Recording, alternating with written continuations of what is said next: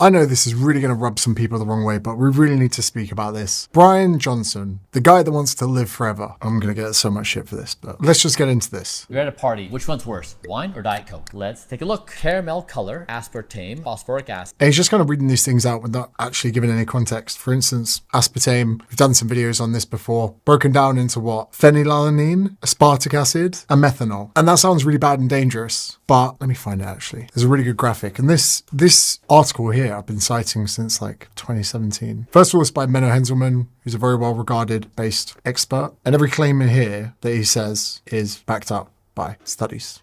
So often you'll know if someone is objectively making a claim about something because there'll be some kind of evidence to back it up. Now, this graphic here, did I get it right? Methanol, aspartic acid, phenylalanine. So 1 can of diet soda, 125 milligrams. Methanol, oh my God. Again, a glass of tomato juice contains 6 times as much. Phenylalanine, again, 100 grams of beef contains 16 to 32 times as much. And aspartic acid, 1 egg contains 34 times as much. So even when we look at these kind of bad names that he's talking about, what does that mean? Again, if we come down to here, the study was in rats, and I famously did that Coke Zero video where I was like, you should be worried if you're a rat. And if we look here at the safety matrix, unless you're consuming over 1,100 to 4,000 cans of soda a day, you're going to be fine. And then there are some issues with people that do have sweetened beverages. You know, some people, for instance, will have a protein bar and they'll get a bit of a gut reaction. And they'll be like, oh, it's the sucralose, oh, the stevia. And it's actually one of the other compounds in it. They just look at the protein bar and think, what's the easiest thing to blame? So straight away, just reading out stuff, making it scary, it's fear-mongering. Potassium benzoate, natural flavors, citric acid, and caffeine. Sucralose and aspartame may disrupt your microbiome.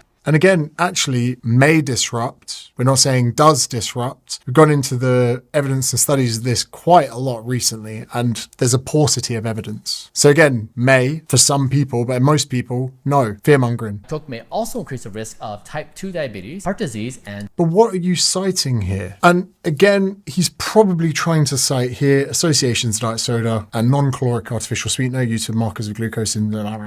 And a lot of the associations between these is that who drinks the majority of diet sodas? Obese people. So therefore, it's very easy to create an association between the two. Here's another one for you. Did you know that ice cream sales are associated with drowning? You might think that's crazy, but no. On warmer days, people are more inclined to eat ice creams. On warmer days, people are more likely to swim. That does not mean that drownings are caused by ice cream. That is an association. And here we've actually seen that water is not superior to non-nutritive sweetened beverages for weight loss during a comprehensive behavioral weight loss program. I'm pretty sure there's some other studies as well that show that having sweetened beverages can have a benefit to weight loss and calorie controlled diets. So we can't just objectively look at something and go, oh, it's got E numbers in. Did you know E numbers are also a safety rating? It really annoys me when people go, don't have that, it's got E numbers in. Guess what? Vitamin C's E number is E300, plebs. So this fear-mongering about Coke Zero, which actually, for a lot of people, if you want them to live longer, mate, swapping them from calorie-containing beverages to sugar-free sweetened beverages would only positively impact their energy balance, therefore allowing them to lose weight. And we know objectively, brother, that reducing someone's level of adiposity, how much fat they have, helps them with longevity. So you are being a bit of a fucking knobhead. Bro, this is super unprofessional of me to say this, right? But if we were to do like a double-blind control study and I was to identify people to their health metrics, and I know that's some prejudice, I would not say, oh my God, this guy looks like he's going to live hundreds of years, easily to 500. You look like you're about to have a fucking anxious breakdown. Anyway, let's see what you got to say about the wine. It has a halo effect for high culture. Wine has between 12 and 14% alcohol. It is a class 1 carcinogen. 1 drink a day can increase the risk for several cancers. You sound super dehydrated as well. And the choice is Diet Coke or alcohol. I'm going to choose dehydration. Okay, I would agree that I disagree with people when they say there's benefits to alcohol. From a health perspective, there isn't. It is a toxin. It isn't good for you. However, again, we're lacking nuance and debate. We can say to people, hey, wine's not good for you. And if you are going to have wine, have it in moderation. Because having a glass of wine once a month, having a glass of wine once a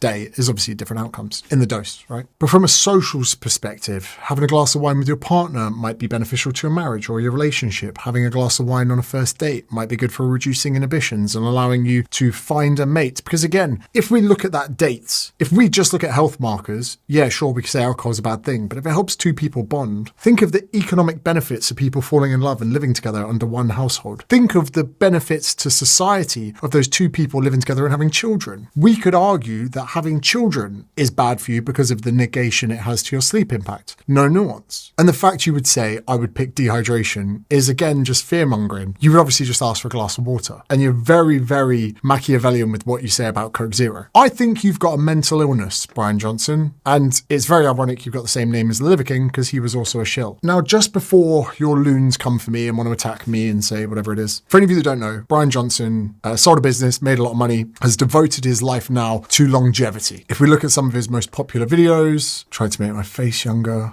how bad is McDonald's? He's like a bit of a health bro. Now, he takes like 100 supplements a day and does all kinds of other things under the guise of doing it to help everyone live longer. But there's just a few flaws from the outside looking in. Number one, if you really wanted to help people, you would be doing these on a one-by-one basis. You can't take 100 supplements and then talk about the benefits because that is not how you conduct a study. Anyone evidence-based goes, hold on a second. If you're going to change multiple variables at the same time, we cannot conclude that the benefits have come from anything else. One thing that I've had to navigate as a personal trainer is eating disorders. And then there's been anorexia, there's bulimia. When you want to know about things that prematurely end people's lives, eating disorders are one of the most savage ones possible. It is very irresponsible, whether you're Joe Wicks or anyone else in this health-based industry, to label things as good and bad. Even as a PT that's done thousands of hours, I've had to refer so many clients to specialists with eating disorders. And the one that I don't think people pay enough attention to is orthorexia. Orthorexia is an unhealthy obsession with eating foods one considers pure, clean, and healthy. And the majority of the fitness industry can become really messed up by doing this. Now, here's my unpopular take. After making hundreds of millions of dollars, I can't help but feel there are a lot of people that make a lot of money and they realize it's not actually money they wanted. It's kind of recognition. It's status. It's the millions of views. Because let me tell you this, if I sell a business for $800 million, I'm not using social media ever again. I'm just going to go relax, spend time with my family. I think this guy's drunk on the recognition of, oh my God, you're amazing. Oh, what you do for us. You're like a modern day Jesus. But I can't help but think there's a person here with a bit of a mental disorder, obsessed with one of the most irrational things possible to live forever. I've been spending millions of dollars trying to create the perfect diet. What I did is I asked all my organs of the body, hey heart, liver, and kidney, what do you need to be your best self? We looked at scientific evidence and this is the result. A diet exactly mapped to produce 50. Who is going to be able to do this? I just don't get it. You can have caffeine. Alcohol, I now have This dramatic music, you think it's a fucking trailer for a film. that have the molecules you want to. I've been spending millions of dollars developing an anti-aging protocol. Today I'm going to show. I think there's just some discussion that needs to be had about not living in the sake of living. This guy is going to have a bedtime, very poor social life, weird friendship group. For the sake of what? Getting people to double tap your reel. I could be wrong. I just don't get it. Surely quality of life trumps longevity of life. This guy is on a Route 1 mission to watch every single person he knows die. Go to all their funerals. Maybe he's got a fixation with funerals, not living forever. I eat 70 pounds of vegetables a month. Oh, Wow. The fact you measure that, mental illness. As you get older, for men, this gets bigger. yeah. This. When I wake up in the morning, I have a drink I call the Green Giant. Chlorella powder, spermidines, creatine, collagen peptides, cocoa flavanols, cinnamon. We have searched all over the world for the best possible cocoa. I have been spending millions of dollars for the past 3 years working to slow my speed of aging. Today, Surely the stress component of worrying about all of these things can't be good for you. Now, this isn't backed by science. I would consider myself evidence-based, but people that worry about stuff, I swear, must have a higher chance of dying. For instance, there's probably going to be someone in the Mediterranean somewhere who's like 110 years old, and I guarantee he smokes like a chimney. And I bet his family have said to him, hey, Uncle Tommy, you got to stop smoking. I don't know why he's from New York now. They probably said to their uncle, like, look, you got to stop smoking. And he's like, this isn't bad for me. I'm fine. I've been doing this for 100 years. He probably laughs and goes, all my doctors are dead. All the people that told me to smoke aren't here anymore, because he genuinely believes that smoking's not bad for him. Whereas the people that smoke go, this is going to kill me, this is going to kill me, this is going to kill me, it probably does kill them. Anyway, that's not me saying that smoking's good for you. We know smoking's bad. It's an example. I'm making a point. But this guy waking up every day like, oh my God, I'm going to check my pulse, check my HRV. I've got to get to sleep on time. Oh, got to get that crawl out. I've got to get my spring chain. Oh my God, I've only taken 90 pills today. I need to take 100. That can't be good for you. And I can't believe so many people suck this guy off. the reason why I take 100 pills a day is if the budget is 2,000 calories a day and the objective is perfect nutrition and it's vegan, this is what keeps my body in that perfect state. Mental illness. I'm going to explain to you how you can identify the right olive oil so that you can achieve the health benefits the evidence shows is possible. I have said publicly that I'm trying to become 18 years old. That's a bit weird. That's a bit weird, isn't it? You're an old man. You're like 40, 50 years old, aren't you? How old are you? How old is Brian Johnson, the longevity guy? 47. You look it, bro. You actually look a bit malnourished, if I'm honest. My 16 and 18-year-old boys are doing a lot of this. You know, when someone protesting in the street for trans rights suddenly has trans kids, both kids are trans. I never believe it. Second kid's trans. What are the odds? Maybe this guy's the perfect parent and I'm not. But when my son's 15, I'm going to be like, you want a pack of beer, son? Now look, that's not good for you, but go experiment. Oh, Dad, my friends smoke. Come here, son. I'll make him smoke a whole cigarette pack. There, do you like them now? No, didn't think so. Stop smoking. She is not yet subscribed to the program. My parents are doing Just let them live, bro. I can't help but think this person, Brian Johnson, doesn't want to live forever. He just wants to be famous. Just want people to love you. And that's okay. That's okay. Documentary, free protocol, starter kits, biomarker testing, meals and snacks, supplements. Okay, now it's starting to make sense a little bit. I was trying to think, why would a multi-millionaire be so keen to talk about this kind of stuff? Longevity mix, $66. Essential capsules, $85. Daily stack travel pack, only $379. Wow. You're a supplement, bro. Okay, makes sense. All products, let's have a look at this. OS, extra virgin olive oil for only $61. Oh, fantastic. Don't die. Imagine your doctor, like in a cancer ward in a hospital. Hey guys, don't die today. Children's cancer ward. Oi, oi, got a bit of merch on. Oh, did you not have your greens powder, Tommy? No wonder you got the big C. Brian's protocol. What are we selling here? Oh, okay.